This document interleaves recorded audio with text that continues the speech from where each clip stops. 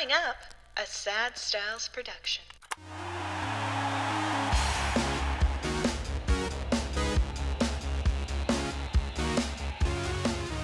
Hello and welcome. My name is Mike Aaronworth, signing on to the Sign Off, a Frameworth podcast for yet another week, and I am joined in studio by the one, the only, Brian Elliott Aaronworth. We call him Killer B for that reason, right? Brian Elliott Aaronworth, that's where it comes from.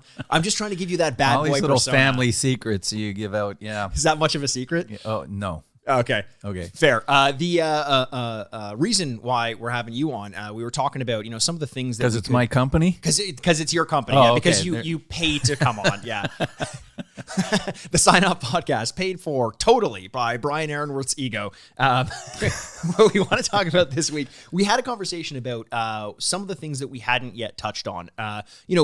As sort of the opening months of this podcast have gone, we've opened up to kind of share some of the ins and outs and the nitty gritty, the inside baseball, as it were, of sports marketing. And now we want to start to focus on things a little bit more specifically. The topic this week is going to be something that may seem almost too obvious to have an episode on, but it's the state of player signatures and player autographs in the industry now. We had an earlier episode that kind of told the story of how we got into autographs and memorabilia, signed memorabilia, and that sort of thing. But we kind of want to take more of a journey on the industry in general, less about our journey through figuring out how to market these things and acquire them and sell them, but just where the industry has gone. Now, one of the key things that you brought up, Dad, it started kind of at the time of Sidney Crosby. Signing him was a real turning point. We talked in the last episode, and if you hadn't heard it, it's in the back catalog. We talked about Mike Weir, signing him just before he had won the Masters and how that was an incredibly big deal. But once we started to get more and more involved with CAA, Pat Brisson, at that time it would have been IMG, correctly? IMG hockey, yeah. At that time, this was a relatively budding industry, kind of not as straightforward, not as in your face as it is now. I mean, signed sports memorabilia, signed hockey memorabilia in general is way more common now than it ever was. You look at the prevalence of it on NHL.com, for example. It's a marketplace in and of itself. Now, why don't you take us through, Dad? What did those initial days, months, years of the autograph industry look like when it was you working with your friends over at IMG at the time, with a kid named Sidney Crosby, and just trying to sort of carve a niche in the marketplace? Well, of course, there was always autographs going back to when I was a kid. Right.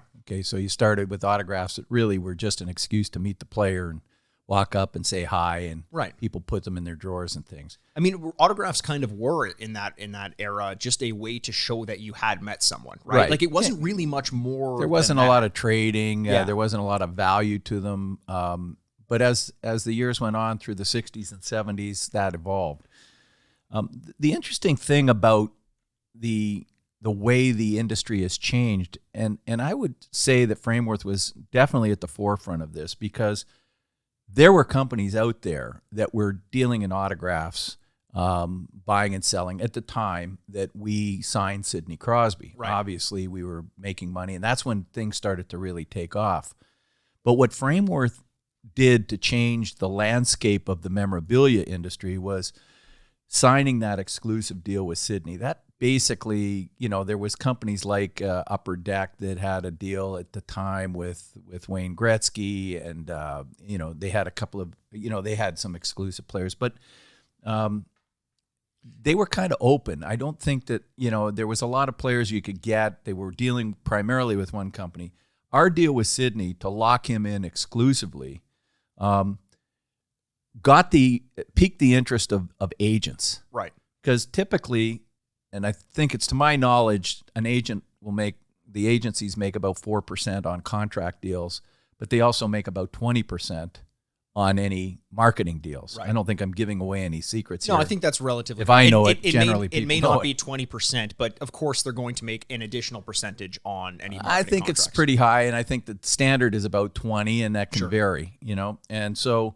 One key distinction as well, because we started off by saying the industry was a certain way, and you mentioned, Wayne Gretzky did have an exclusive arrangement with Upper Deck, for example. Sidney Crosby coming in to the front without any NHL experience at the time that we signed the contract is a big difference than someone who is towards the end, if not having already retired, I believe already having retired his career, and then signing with Upper Deck. That's a different landscape than the proof of concept of a young kid coming in without having even played in the league and developing product around this that. Is after the fact, and I'm not sure. I'm not privy to whether Wayne's agent at the time did the deal and made a commission on setting him up with Upper Deck, or whether that was just something that Wayne did directly.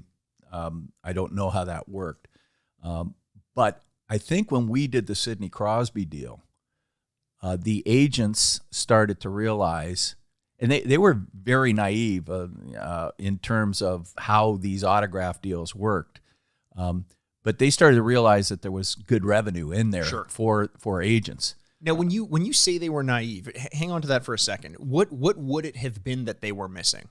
What were they coming in not being aware of? I don't think they realized that the amount of money they could make off these things. So just of the industry even existing. Right. I mean, typically you would go to the players directly or work a deal from our point of view. We did the deal with Pat Brisson and JP Barry initially with Sidney. And when the deal started and the numbers that they started seeing coming in were significant, and if you take 20% of that, that was their take, they started realizing that this is a significant portion of their business. Sure. So, for instance, if you could do $1 million in sales of Sidney Crosby products or purchases, not saying that's the number, but we'll take a round just an number. even number, yeah. That's $200,000 to the agent. Mm-hmm. Generally, and that can vary, as we mentioned. So they started realizing that, geez, I have all these clients, and if we initiate the deal, we will then make that kind of money. And so what happened was, typically the big money is made for the agents on the contracts. Right. But then they do the endorsement deals, the soda pop companies, the car deals, the whatever they can get, all the major deals. Sure.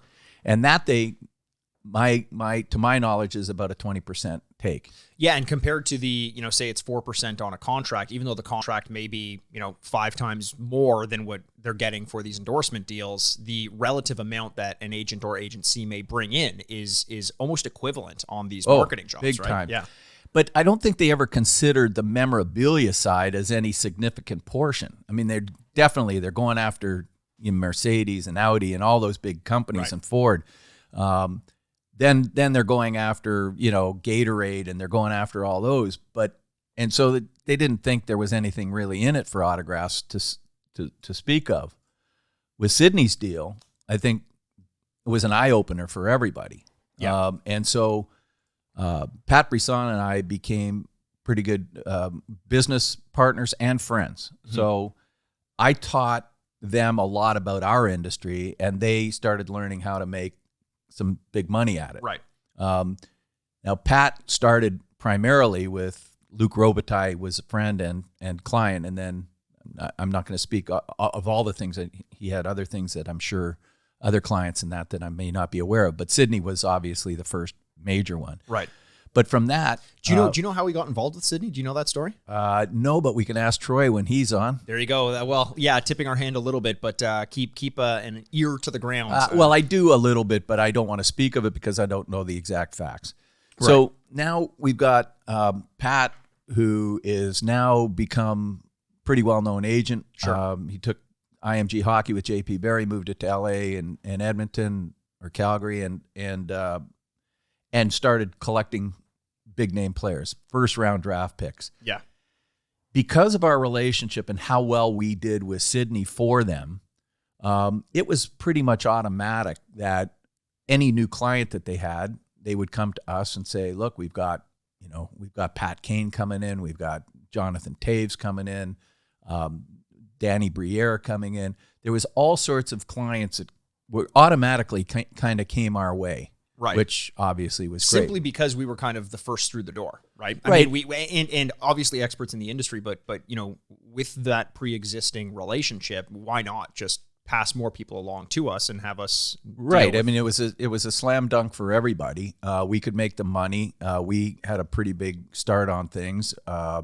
We were willing to take a shot, and to be honest with you, it backfired on us probably as many times as it did well. I mean, we had, not to diminish players, but guys came into the league like Gilbert Gilbert Brulé, who was supposed to be one of the top. Well, he was a top pick and one of the top prospects. Who we did signings before he was in the NHL, thinking, okay, here's another Sidney Crosby. And that was really a bust for us. There's only so many times you can take that risk and have it pay off. It was kind of a learning process. As you mentioned, though, the industry was changing. Still is. Of course. Gambling is a lot more of a factor these days, really, because the larger and larger guarantees coming in to players. Like I remember when Lafreniere was sort of being moved around the industry to see who was going to represent him, and some of the figures that were being thrown around, good on him. I think it's about time the NHL catches up by treating their younger players the way that other leagues do, but it's just a different landscape than what we're used to. And as a company the size that we are, we kind of had our niche for a bit, and we lived in that, and it was great. I think we all knew, though, that there would come a time when some of the bigger players in the industry would notice what we were doing and come kind of cut our grass. And the collector out there can negatively thank Frameworth for inflating the prices of all the upcoming players. I mean, even in the NHL, if you remember going back when they were first signing players coming into the league and there was no $800,000 limit, right? Guys were getting signed and for mega bucks, trying to grab these guys and pay. So they had to regulate that. Yeah. There is no regulation in the memorabilia business. Guys that take a run at certain players. So we're almost out of that market right now. We had Gus Badali on a couple weeks ago talking about those kind of early contracts, at a time when there wasn't any limit. Before you go on, if you haven't heard Gus Badali's interview, especially one of the best, when he talks about actually his relatives, I know at least his grandchild reached out to us on YouTube watching the podcast and said what a great job it was. But he talks about the Mario Lemieux signing, back when there were no limits, just a completely different time in terms of contract negotiations. But anyway. Right. So, there was big busts in that. The NHL had to regulate that with the next CBA contract, and you were saying that fans can thank Frameworth in part for some of the inflation of autograph costs. With it, right? So what basically people saw was like our competitors, small and large. Yeah. I know AJ's went and grabbed McDavid when we were sleeping. Yeah. When they first came in.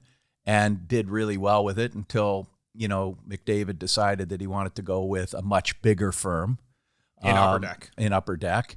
And that can be typical of players that want to be in the same. I mean, Wayne Gretzky's a friend of mine, but we almost had a deal with Wayne, and we lost him to Upper Deck. Right. Because Upper Deck, Wayne kind of felt that, the numbers were pretty big, although we put a big number on the table.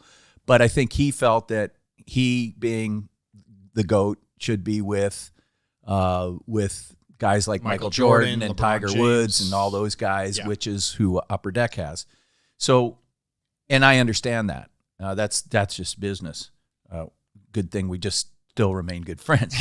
But what happens is that going back to CAA, we took that model. We started taking on every player that came along, good or bad. It was always a pitch. We had to throw money in the jeans of some of the players coming in, but that was a loss leader to keep the CAA happy and to keep the good players continuing to come to us. We were betting on every number on the roulette table. Oh, Believing, and rightfully so for a time, that the odds, like, we were beating the house. We knew that the players who were going to carry it would justify us signing some of the players. We had lost leaders. Yeah. Not to say, I mean, Pat was very big on every player that he signed. Right. And there wasn't a player that I can recall that he said, well, this guy's going to be mediocre. Yeah. He would say, oh, no, this guy's going to be really good. Well, I think that's why he would sign him, right? Like again, we're dealing at a time when the player is unproven, but they still have a lot of hype around them for the most part. Well, yeah, and Pat's model was a little different than, say, Newport's, which was more of a factory for, they have hundreds of at the time, hundreds of players, whereas CAA was a little more selective with the players that they brought in. So typically they were getting, back in the day, a lot more first-round draft picks to my knowledge. But anyway, The bottom line was, once we established that you need to get the players early in their career and lock them in, then other guys take notice. So now enter Upper Deck's always been there, specializing primarily in elite players. Yeah. And taking some shots at some up and coming, but pretty good knowledge. Lafreniere being a good example. They ended up with him as well. Exactly. Yeah. But enter a fairly new company since we've been around for 30 years, which was Fanatics. New to hockey. New to hockey, they've been around, but even then, I don't know when they actually started taking off. They had some big money backing. They started taking over websites for NFL and all the Mounted major sports, Memories, and even then the NHL. When they took over NHL, they became one of our biggest customers because part of what they would sell is NHL shop was all the trinkets and trash type of things. The small items. Tchotchkes, I think would be better than trinkets and trash. In our industry, slang. But, unsigned products, coffee mugs, glassware, shirts, T-shirts, all that stuff. Then they expanded that to take on autographs, and they became one of our biggest customers. They would buy all the autographs from us. We kind of knew in the back of our mind that it was only a matter of time before they would say, hey, what do we need Frameworth for? Or what do we need the autograph sources for? We'll just go after them ourselves. Sure. I was hoping that wouldn't happen and they'd continue to buy from us. But the move then, which was part of business, was, well, we'll try and get these guys directly. Right. I remember Pat Brisson getting a lot of pressure from Fanatics I didn't know he was getting pressure at the time, but he said to me at one point, we're still very good friends. He said, Brian, you should talk to these people because they are going to be take a major role in this industry. Right.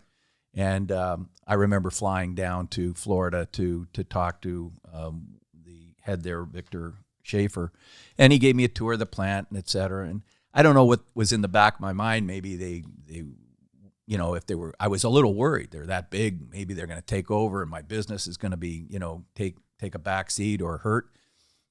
Maybe there's a deal we can make. Sure. That didn't really go anywhere, and I went back. But I think what Pat was trying to do is give me a heads up that, be careful because they're approaching CAA for a lot of the players that we already had. Can you provide some context in terms of timing here? I mean, signing Sidney, obviously, I think was about 2004. Yeah. When would you have had this tour with Fanatics? Maybe about 10 years ago. Okay, so about 2011? Yeah, I think so. I mean, so there are... maybe a little further after that. Maybe about 2014 or 15. Okay, so let's say about 10 years or so. I mean, we had a good 10-year run. We knew, other companies were going to see what we were doing and kind of come in. After that meeting, and I want to get to that little gap of 10 years in a little bit, just to kind of talk a little bit more about what our mentality was there. But past that meeting, did you have a different sense of what this landscape was going to turn into in terms of autographed memorabilia?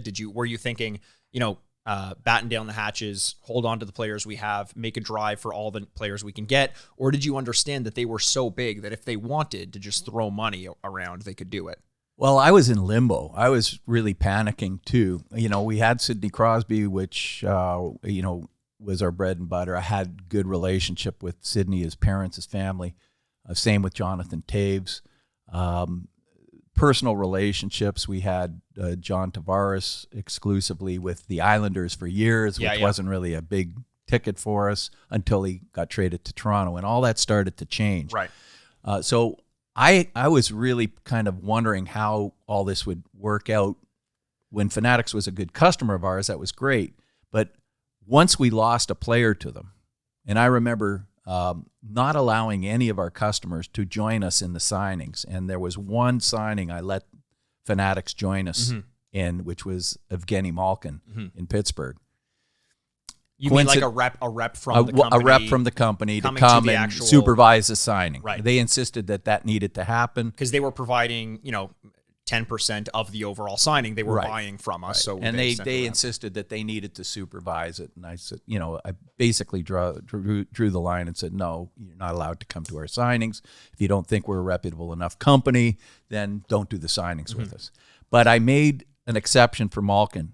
Coincidentally, a year later, Malkin was doing a signing directly with them. Yeah. So I'm not saying they did anything untoward. I do know that they were, and this came to me after the fact through various sources, that they were going very hard at CAA to take on clients directly and have our clients switch over to them, or at least share the exclusive. Sure.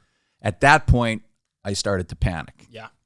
And I said, oh my God, I can't lose Sidney Crosby. I can't lose. And I was getting pressure from a former employee of theirs that I found out, Judd Moldaver, who was with the company at the time, moved on from CAA, and found out that behind the scenes he was Judd, who is a friend, or I thought he was, and was strongly, I taught him about the memorabilia business. He admits that directly. Right.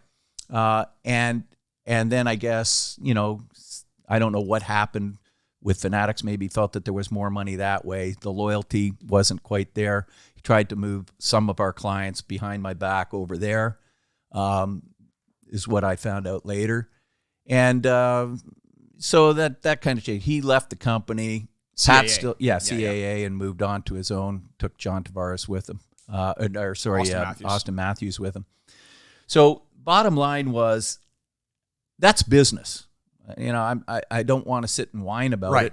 But my reaction was, hey, let's do the best we can to keep whoever we have. And whoever comes along in the future will be because they don't want to be with a big monolithic company. They want to be with a boutique company, somebody like Frameworth that looks after families, looks after. Well, you talked about, when Pat was first starting out with IMG, and he was more selective over the players he wanted to sign. He wanted a lot more of the people with promise, people he had faith in, and then there was a company more like Newport, which you need the agency that is going to take on all comers as well. Yeah. More factory oriented. That was my interpretation anyway. Which could be true, could be not. But there, of course, in every industry, you're going to have the more boutique and the more factory oriented, and that's totally fine. Would you see sort of a comparison between Frameworth being that kind of boutique oriented, we're going to dedicate a product line to a player, talk to them about how to create the product line, get their families involved, versus potentially a Fanatics that's coming in knowing that they have to service all of the NHL. They need players in every market. They'll just sort of take on whomever else is there. And if a player wants to just be a part of that system, they can. But if they want something more specific for their product line, that is kind of the thing I think that we've tried to offer, right? To differentiate ourselves from everyone else. Yeah, and we were talking about that this morning at our meeting, that I personally would almost attend almost every signing. Well, my guys would be moving product around, getting the autograph signed. I'd be sitting there discussing, life in general, sure, how things are going with their families, with the thing, build that personal relationship. And I as I get older, I'm not attending as many. I used to attend every one. Now I might attend 1 in 5. Right. Let my guys do the job. So the personal relationship isn't as strong. I definitely want to focus on our top 4 or 5 guys. You cannot give that personal boutique attention with so many when people. You have that many players. Yeah. And so I don't think Fanatics can do that. I think it's more a money game. So those guys that are just interested in the money, which all the power to them. If that's what you're in for, that's what you're in for. There's no shot to anybody that's interested in the money. There's some guys that do this because they know that there's a market there. They need to service it, but they want to do it in a easygoing, friendly way. So the guys that we continue to carry to handle, Sidney, Jonathan Taves, Carey Price, and that applies to the agent. So here's what happened with CAA. They are such a big company now. They have a baseball division, a football division, et cetera. And I don't blame them. It's a business thing. So when Fanatics started coming after our hockey players, that was a very small part of what they could bring to the table. So hockey in general compared to football, baseball, and any other Hollywood. I mean, right, it's CAA Hollywood, we're talking right. about, right? And what Fanatics was able to bring to the table was baseball. Mm-hmm. You know, when you got guys that are in the baseball world, football world, basketball world, as big as Fanatics is, Yeah. and then they say to CAA, we want your hockey players too. Is it in the best interest necessarily of the hockey players to move to Fanatics? Not necessarily. But would CAA, with the money that all those guys, all those big stars bring at 20% Right. or thereabouts to CAA or any other agency, and we got this little company, Frameworth, specializing only in hockey. Right. I don't blame CAA for trying to move the players over to Fanatics because that's big ticket. Does it benefit the individual hockey player anymore? Probably not. We would offer them as much or more in most cases to the players as Fanatics would. Right.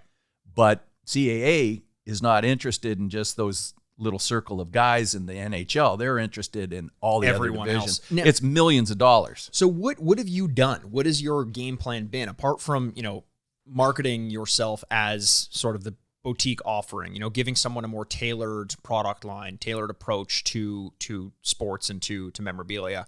What has your mentality been to try to keep your foothold in the industry? Well, after the panic set in, when I started to realize, and there was a year period where I was distraught. Yeah. I knew they were going hard after all our players. I was wondering where the loyalty was, but then there's the business side. So, like I said, Pat and I have remained friends over the years. I understand the business side. I didn't understand some of the things, and I said to Pat, leave us with the guys we have. Right. There's lots of new guys coming in, but leave us with the guys we had. And he kind of understood that. But what I've done after that was to really just focus in on, one, the players that we have and go over the top, make sure that they're looked after. And, as I have personal relationships with most of the players and families that we consider that important. Sure. And then in addition, we have some great relationships with some other agents who aren't that big on taking the big money route to Fanatics and want their players to go to a boutique company. Mm-hmm. Darren Ferris is one of those guys, Right. who will come to us and say, we like the way you handle our players. Are you interested in this guy and that guy? It's similar in nature to what originally happened with CAA. And Manny D'Souza and Jerry at the sports company, another agency, which is now Cortex. Sure. I'm mixing them up. But anyway, so they come to me first and they'll say, hey, Brian, we like the way you handle our players. CAA has gone the other route. We pretty much don't get offered anybody unless I phone them, which I know is not kind of a waste of time because I know they're going to Fanatics or other companies first. It's at least my interpretation. They insist that's not the case, but that's fine. That's business. It almost feels like, we went from, finding these individual relationships with players to having a partner in CAA who would essentially give us all the opportunities with all of their players, and we had to take on all of them. We kind of became the Newport of the sports memorabilia industry for a while there, and now we've kind of come full circle to this company that is a lot more conscious of the players that we're bringing on board. We want to make sure that we're not doing it for any reason apart from the fact that it's a great fit. The player has to be involved in their own development. They have to believe in what we have to offer. And we also need to have some faith in the player and their marketability. We don't just sign anyone anymore because we can't. And you know what? It's a lot less stressful on me. Fair. Because every time a player came in, I'd have to assess, are we going to lose money on this guy? But we have to take him. We're going to make money on the guy. And are they asking too much for him? And, all these things come with generally a minimum guarantee. Right. And an autograph menu of what we have to pay per product.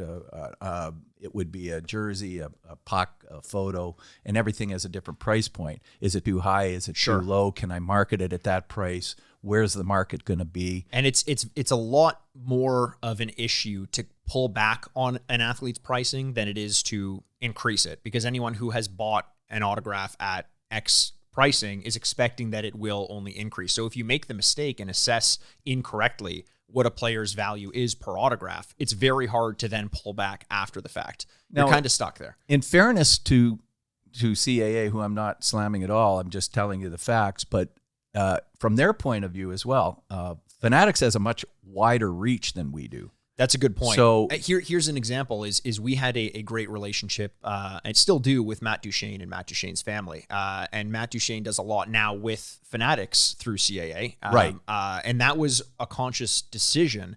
One of the first decisions that we made to kind of back out, because we knew we didn't have much of a reach in Nashville. This is after he made it into Nashville, and Fanatics did. So why would we step in there and try to prevent him from marketing himself? That's the other side of it. Absolutely right.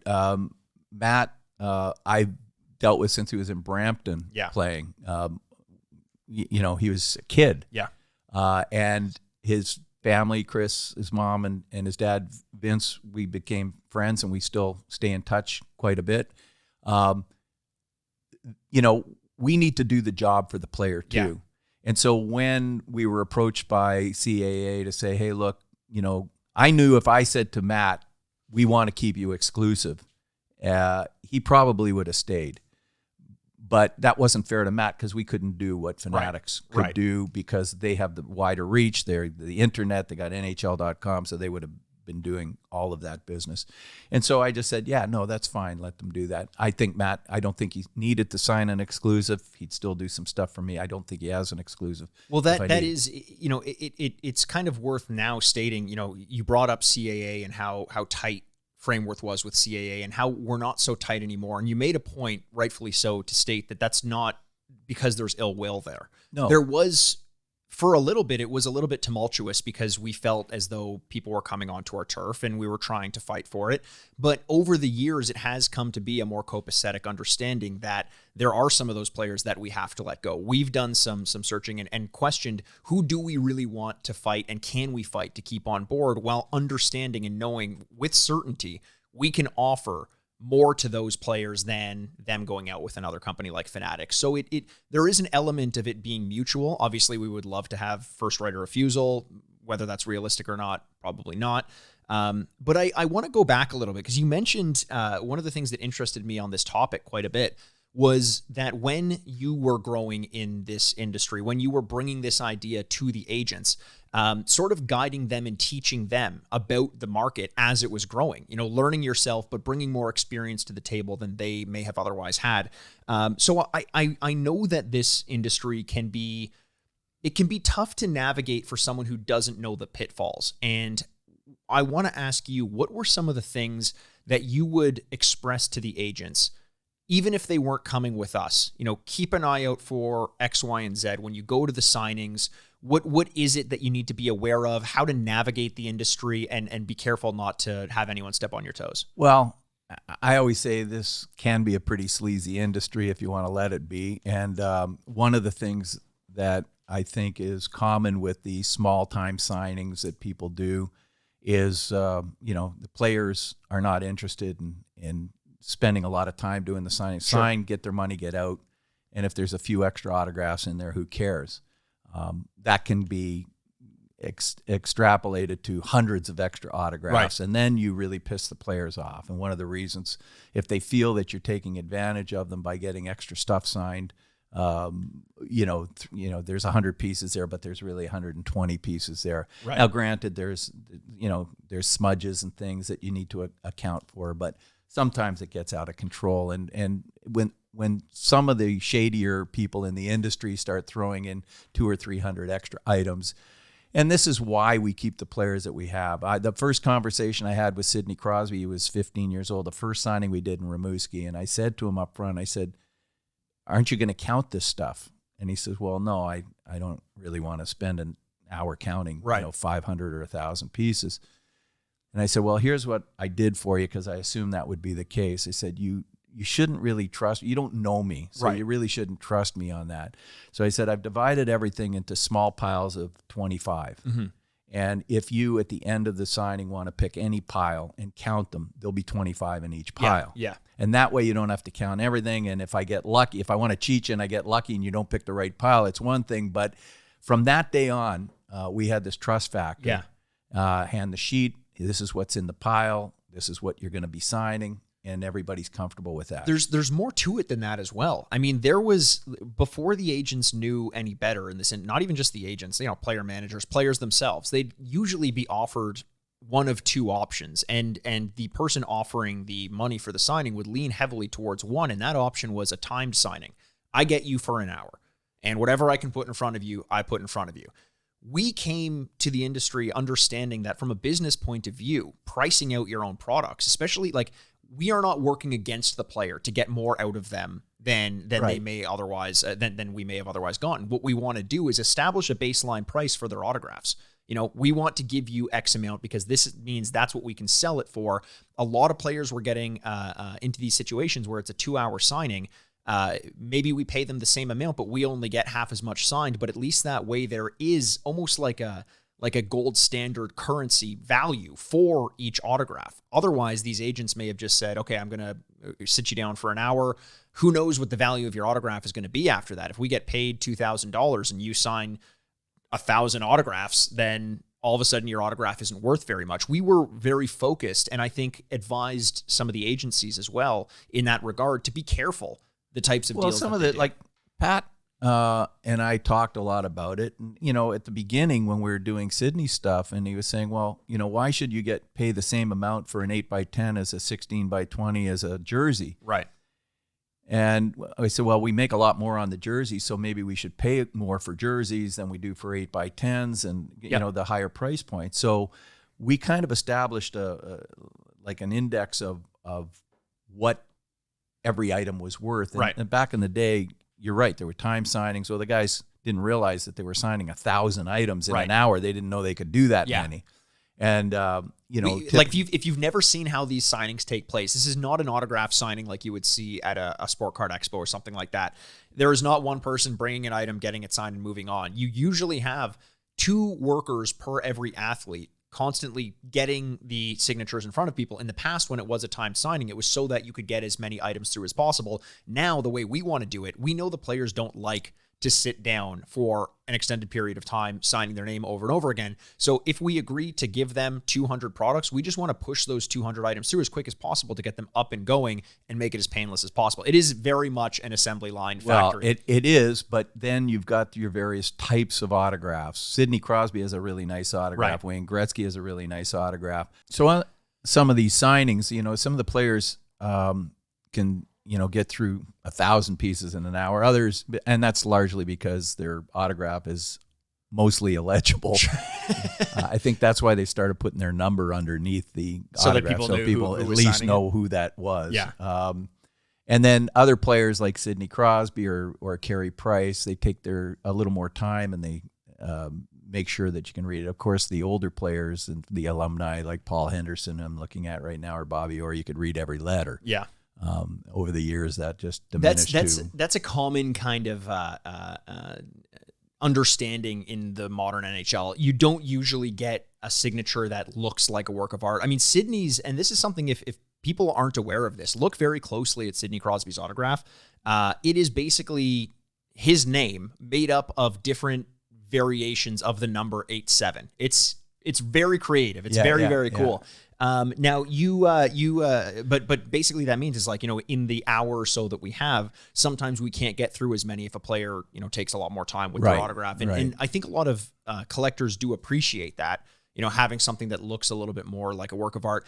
Who had an autograph that I did really like? It wasn't quite legible, but he always made it really big and bold, was Nail Yakupov. Do you remember his autograph? Yeah. Great big circles. Yeah. It was very distinctive, if nothing else. What a great guy. So one of the things, and people become very picky about the autograph, especially somebody like Sidney. I mean, they don't want to see, if he doesn't do a perfect autograph, then it's considered substandard. Right. We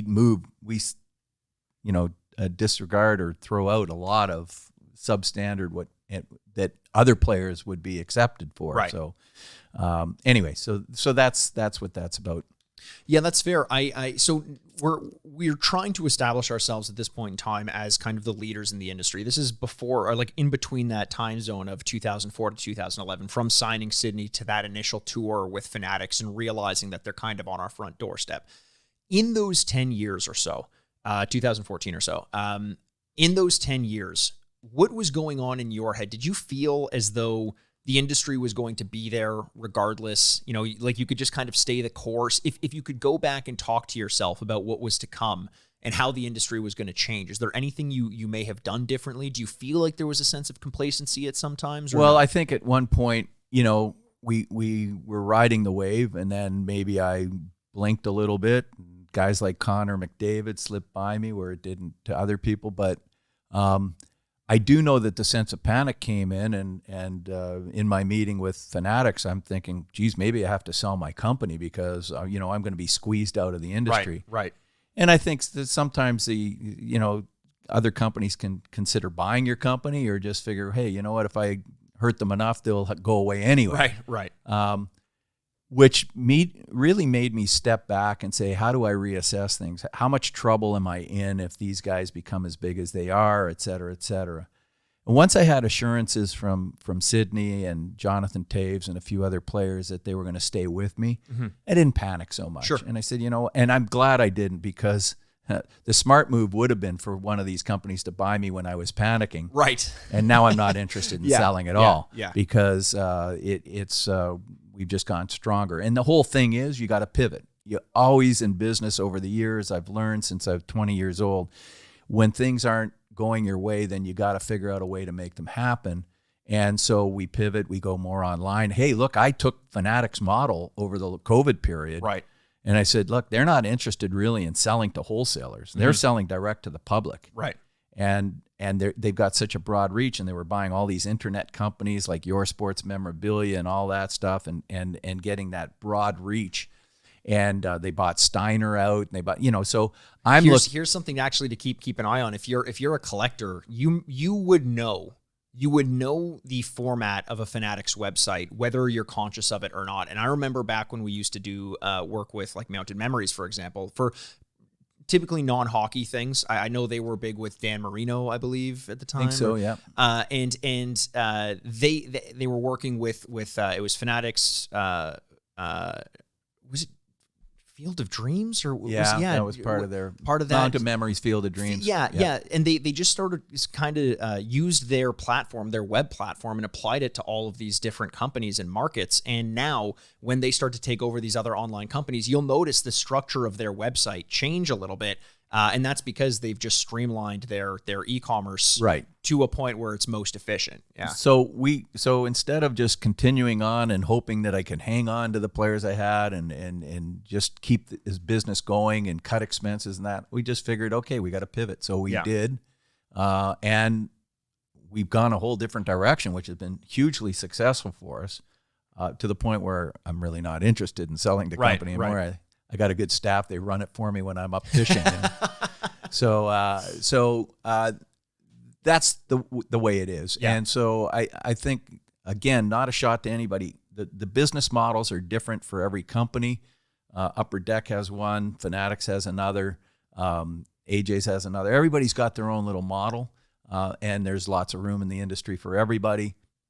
So we just keep moving on. Yeah, and you talk about pivoting and kind of moving forward. It feels like, you know, one of the things that maybe we let go a little bit was during those 10 years or so, trusting that the players we had were enough to kind of sell themselves. I think the key that we've done now in understanding that we're dealing with the end user, and sometimes when you're dealing with the end user, you're dealing with a collector who buys multiples of a single player, is that if you're not constantly diversifying your product line with new product images, new concepts, then eventually the product line will fall flat. So again, we've come full circle to the focus not being on the players themselves that we have. It's more on the products that we offer around those players. You know, you talk about someone like Sidney Crosby, you could put his signature on just about anything and it's going to sell. But we're not focused on just selling. We really want to create a brand for every player involved. You know, looking around this boardroom, if you were in here with us, you know, watching on YouTube, you'd be able to see some of the creative design elements that we have, especially over the past year or so, really trying to come up with new and innovative ideas that the industry hasn't seen. You know, right. We started first episode of this podcast talking about how important it was to understand that what we're selling is not just an autograph.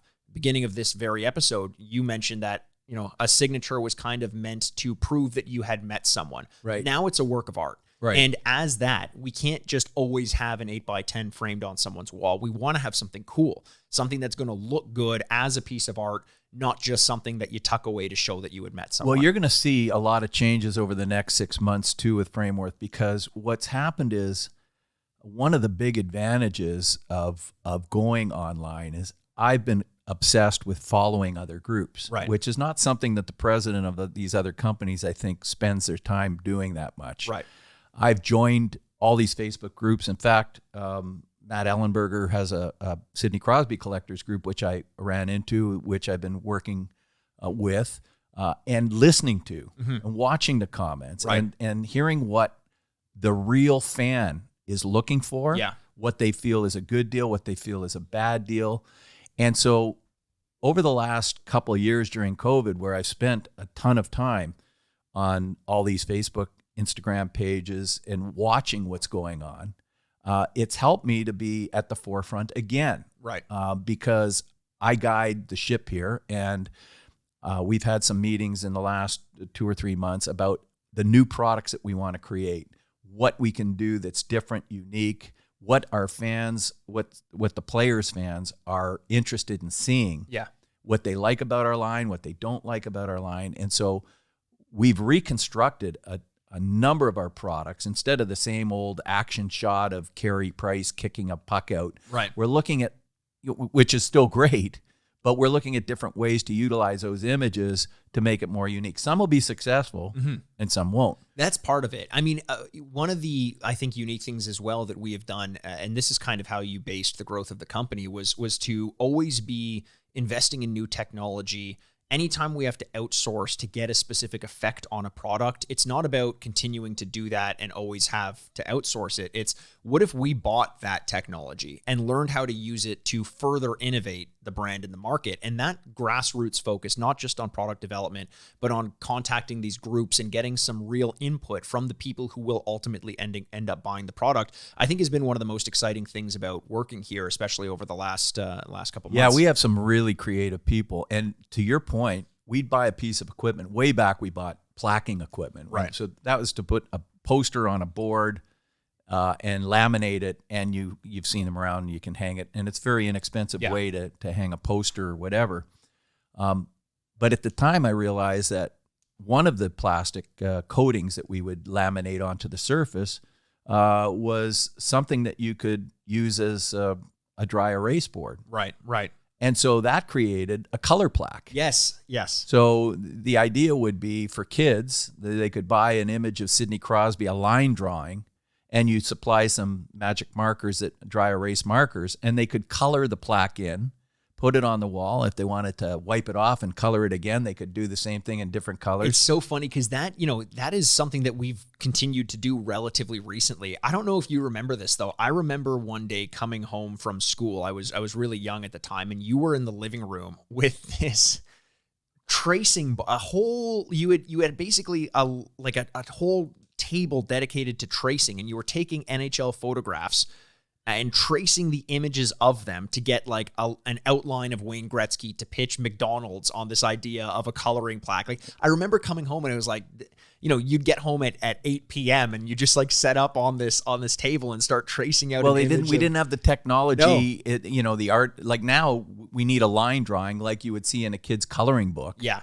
And that didn't exist. The computers weren't around to do that stuff. So I brought a light board and put a piece and took a regular photo and tried to copy the lines on it to make a coloring or a coloring book type of thing, and then we could laminate that. Now, of course, it happens a lot quicker, a lot easier. Exactly. But the core concept is the same. Right. Constantly trying to find ways to innovate. Finding products that we see in other markets and environments and using them to our own benefit, and also just making our own ideas. Well, our guys are so sharp. We bought a printing machine so that we could control our own destiny and print things faster. You get a Stanley Cup winning goal, and you want to be first to market with it. And so if you have a printer in-house, rather than sending it out and outsourcing a week or 2 or 3 to get the product back, we can do it in-house now. But what was really interesting is our guy on the printing machine came back and said, we could use this to print ink on glass. Right. Which created a whole new product line Right. that you're going to see a lot more of coming in. The effect is phenomenal. Yeah. And that's just something we found out because of our creative staff that they learned to do. The printing machine wasn't really meant to do that, or that's not why we bought it. So all those things. So when it comes down to, we've done kind of full circle from, how we started with the autographs and the agents, and how we taught the agencies that there's money in this for them, and how that worked really well for years and then backfired on us because they realized how much money, and we weren't able to give them as much as other companies would have across the board with all fields, to how we've pivoted and kept the players that we have, and looked at other opportunities that will grow the company in different ways. Yeah, exactly. And that is a good way to bring it full circle, and kind of trying to rebrand ourselves in a similar way that we did back in the day when we were first working with Sidney Crosby and Pat Brisson and IMG at the early days of the agency, but doing it with a new sense of how to progress and not lose our focus on what truly matters about these products. So I love that, just as a look inside the realm of autographs, which may seem like it's very simple, but there's a lot going on behind the scenes. There's there's vying for position, there's vying for players, there's trying to come out to the market with new and better ideas. And I think ultimately what we've started to understand is that is kind of what separates us, is our ability to create and innovate. Go down a path where your competition isn't likely to go until you develop that market, and then they'll follow. And then they'll follow. Be leaders, not followers. That's what we try and do. So I think we're, this has been a great conversation. I'm also looking at future podcasts too that I want to get into. Yeah. I've just made a whole list of people that I think would be interesting guests on our podcast. Sometimes it's you and I, other times. And I mentioned, Are you saying I'm not enough for you? Is no, that what you're telling me? You're not enough. Okay, fair. You do the podcast without me sometime. Anyway, so we're going to have some very interesting guests coming on in the next little while. So I look forward to that as Absolutely. Keep an eye out. Once again, thank you for joining us and lending your insight. Brian Aaronworth, president of Frameworth Sports Marketing. I am Mikey Aaronworth, host of the Sign Off Podcast, and this is us signing off. Well, ladies and gentlemen, we made it to the end of yet another episode. Thanks again so much for joining us. You can find videos of all of our episodes on YouTube by searching the Sign Off Podcast. You can also follow us on Twitter at Frameworth Sport or Instagram at Frameworth Sports. And hey, if you're not sick of me yet, you can find me on Twitter over at Retrograde Mikey, or you can always find me embarrassing myself over on Instagram at Aaronworth. The Sign Off is a proud product of Fadoo Productions and Sad Styles Productions. Executive producers Mikey Aaronworth and Andrew Bascom. Until next week, this is Mikey Aaronworth signing off. Furnished by Sad Styles Productions. Get into it.